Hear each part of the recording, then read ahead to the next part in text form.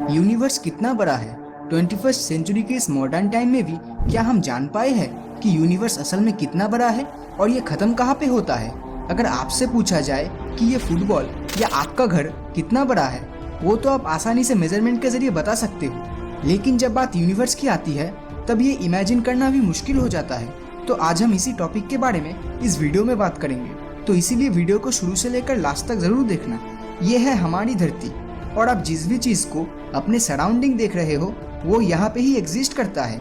Calculation से ये पता चला है कि हमारी धरती इक्वेटर पे 24,901 माइल या 40,075 किलोमीटर जितना लेंथ है। तो इससे आप इमेजिन कर सकते हो कि ये डिस्टेंस एक नॉर्मल ह्यूमन बीइंग को ट्रैवल करने में कितना ज्यादा टाइम लगेगा।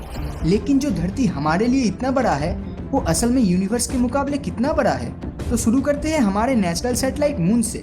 नॉर्मल आंखों से देखने में चांद हमें सबसे बड़ा और धरती के सबसे नजदीक लग सकता है, लेकिन रियलिटी में चांद हमसे 3,84,000 किलोमीटर दूर है।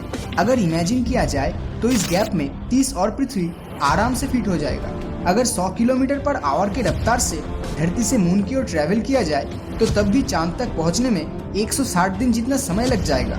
इस दुनिया की आबादी 7.6 बिलियन जितना है और उनमें से सिर्फ 12 ऐसे लोग थे जो यहाँ तक पहुँच पाए हैं। चांद से हमारी धरती कुछ इस तरह दिखता है, लेकिन अगर यही धरती आप मार्स या मंगल ग्रह से देखते हो तो ये एक डॉट जितना ही दिखाई देगा। मार्स की दूरी हमारी धरती से on an average 225 million kilometre तक का है। ये डिस्टेंस इतना है कि लाइट को भी यहाँ तक पहुँचने में 20 मिनट समय लग जाएगा, जिसका मतलब मार्स से धरती तक इंस्टेंट कम्युनिकेशन कर पाना इम्पॉसिबल है। इंसान द्वारा बनाया गया स्पेसक्राफ्ट वॉयेजर 1 स्पेस प्रोब जो यूनिवर्स में अब तक सबसे ज्यादा दूर ट्रैवल कर चुका है, प्रेजेंट में इसकी दूरी धरती से 141 AU जितना है।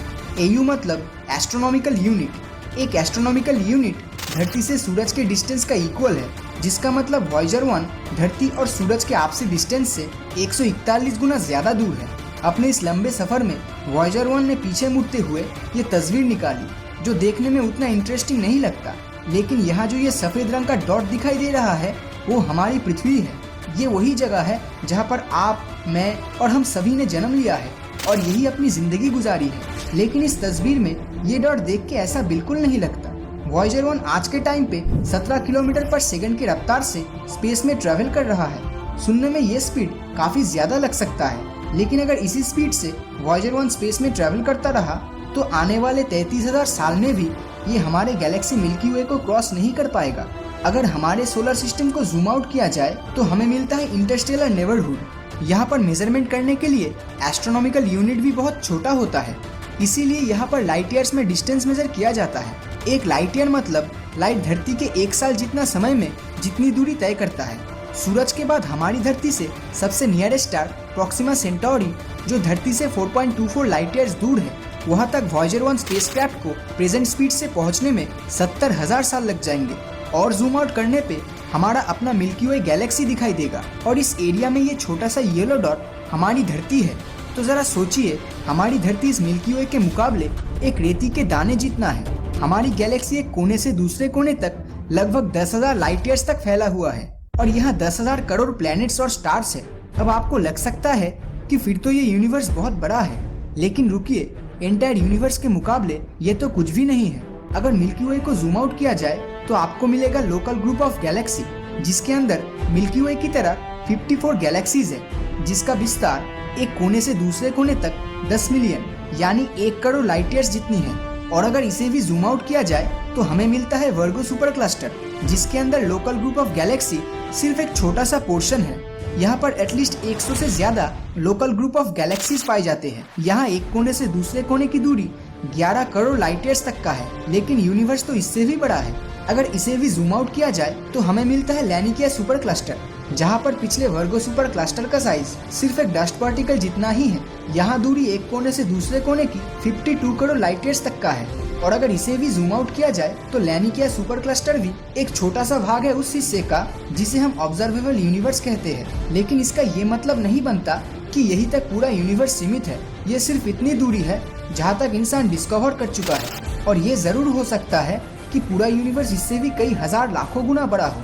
और हमें ये बात नहीं भूलना चाहिए कि इस ऑब्जर्वेबल यूनिवर्स का सेंटर हमारी धरती को एज्यूम किया गया है।